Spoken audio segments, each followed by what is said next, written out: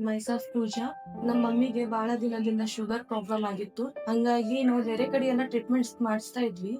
So ಅಲ್ಲಿ ಎಲ್ಲ proper treatment ಆಗ್ತಾ ಇಲ್ಲ. ಒಂದ್ಸಲ ನಮ್ ಕಸಿನ್ ಯಾರೋ ಹೇಳಿದ್ರು, ಹಿಂಗ್ ನಾವು ಸಾಗರ್ ಬೈದಿರೋದು ಡಾಕ್ಟರ್ ಅವ್ರು ಇದಾರೆ ಅಂತ.